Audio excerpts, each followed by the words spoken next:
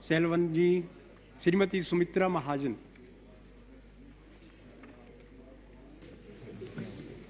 धन्यवाद माननीय सभापति जी।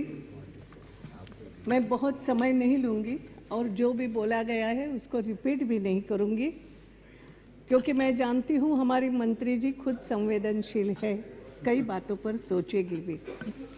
आज भी जिस तरीके से ये बहुत, मैं मानती हूँ ये बहुत छोटा बिल आया है, बहुत छोटी सोच अभी हमने की है, लेकिन फिर भी कर्मचारियों के लिए कुछ तो हमने सोचा है। अभी केवल हम डीम्ड डेपुटेशन की बात इसमें कर रहे हैं। अब ये भी हमें सोचना पड़ेगा कि कर्मचारियों की दृष्टि से उनके हित में कितने निर्णय आगे वास्तव में हमें लेना है, उसके लिए हम क्या करना चाहते हैं। आज भी अगर हम देखें तो कोई काडर हमने प्रसार भारती में तैयार नहीं किया है। अगर मेरी जानकारी गलत हो तो माननीय मंत्री जी बताएं। कोई ऐसे रिक्रूटमेंट रेगुलेशंस आज भी नहीं, उसके ऊपर काम नहीं हो रहा है। आज भी अगर हम कहें खाली जगह पड़ी है, कोई 12,000 कहता है, कोई 8,000 कहता है। अब उसको भरने की दृष्टि से हमने क्या प्रोग्रामिंग बनाया है? अगर प्रसार भारती को हमें स्ट्रांग बनाना है, जो उसका उद्देश्य था, तो उस उद्देश्य की दृष्टि से हम क्या कर रहे हैं, ये भी अभी कहीं ना कहीं हमारे सामने स्पष्ट नहीं है। एक बात ये होती है, कई बार ऐसे होता है कि एडहॉक रिक्रूटमेंट, कई रिटायर्ड लोगों को हम ले लेते हैं। अब ये लेना, फिर एडहॉक बेसिस पे रखो, फिर उनको बढ़ाते जाओ। क्या हमें लगता है कि प्रसार भारती से जो हमारी अपेक्षा है कि प्रसार भारती एक स्वतंत्र रूप से एक उच्च गुणवत्ता के कुछ कार्यक्रम दूरदर्शन के जरिए या हमारे आकाशवाणी के जरिए प्रेषित करे, ये जो हमारी कल्पना है, क्या उसके लिए ये ठीक रहेगा? क्या इसमें हमारा तुम्हारा ये जो हम एडॉक पे लेते हैं, कहीं ना कहीं हमारे तुम्हारे की बात आती है और रिक्रूटमेंट वहीं तक सीमित हो जाता है। एक नई प्रतिभाओं को हमने कितना चांस दिया आज तक, इसकी भी एक खोज करना आवश्यक है, इस दृष्टि से सोचना आवश्यक है।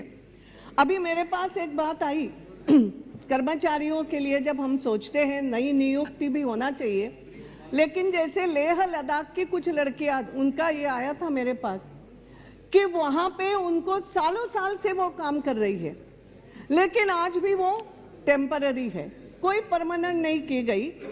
भाषा उनकी, हाँ, एक कुछ तयशुदा इसमें जैसे डेली वेजेस हो या मास्टर कर्मचारी हो, इस तरीके से काम कर रही है।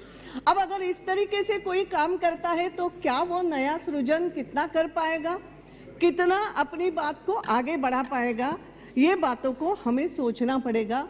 और मैं चाहूँगी कि हमारी माननीय मंत्री जी इस बारे में ज़रूर सोचेंगे कि ये एडहॉक की बात बंद हो जाए। आज एक बात और मैं केवल कहूँगी, बहुत ज़्यादा नहीं कहूँगी, कि जब हम कहते हैं गुणवत्ता की बात जब हमने की, हम कमेटियाँ भी बनाते हैं, नारायण मूर्ति कमेटी, शुंगलू समिति, और फिर हम कहते हैं कि मंत्री के समूह के ग्रुप ऑफ मिनिस्टर्स में विचाराधीन।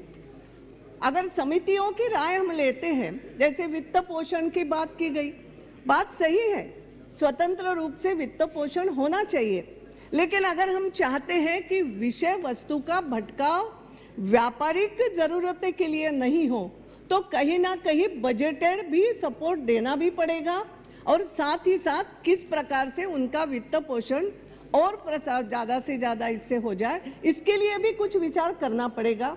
माननीय मंत्री जी इसके लिए क्या कर रही है ये भी बताएं। आज ऐसा लगता है कि दूरदर्शन कितने लोग देखते हैं, मैं वो भी बात नहीं करूं, जैसे कहा गया कि बाकी जो चैनल्स आते हैं उनकी स्थिति है, एक ही वाक्य में मंत्री जी भी उसको समझती है कि ऐसा लगता है कि महिलाएं क्या कुछ लंबे लंबे चौड़े आभूषण पहन करके एक दूसरे के खिलाफ कुछ ना कुछ क्या, हाँ, ऐसी कार्रवाई करती, यही स्थिति है क्या?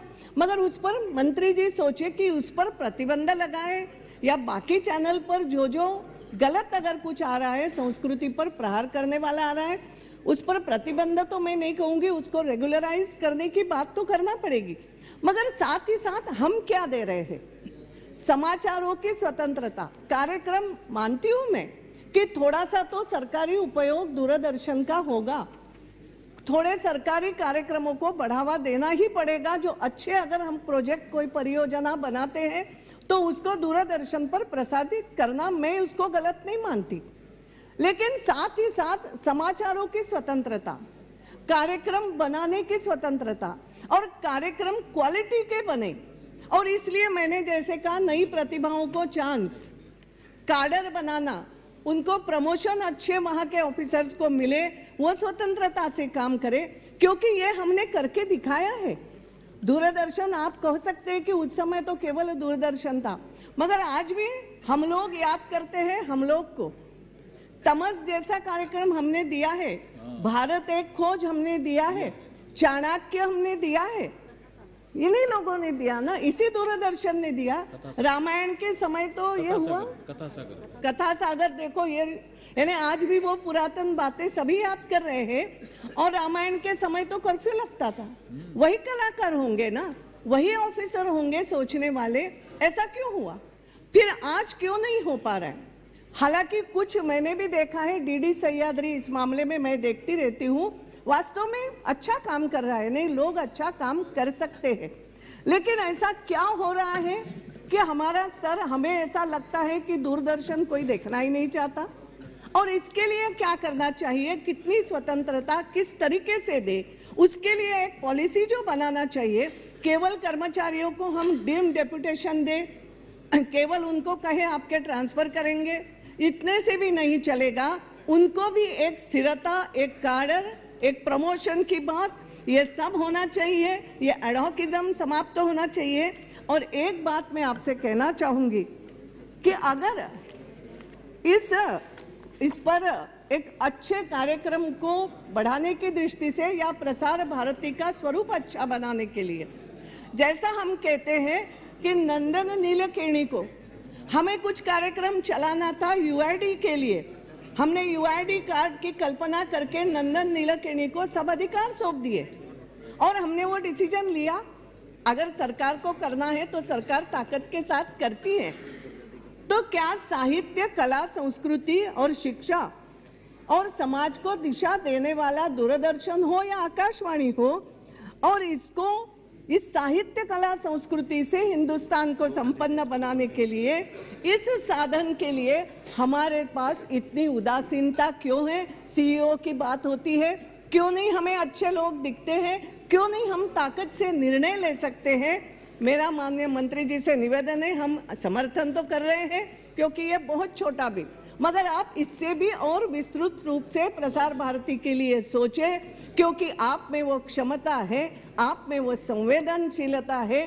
और जो हमने विचार किया था कि प्रसार भारती एक स्वतंत्र रूप से, ताकत से काम करने वाला ऐसा साधन बने, उसको कहीं ना कहीं आगे बढ़ाने की दृष्टि से आप सोचें। इतना ही निवेदन है। धन्यवाद।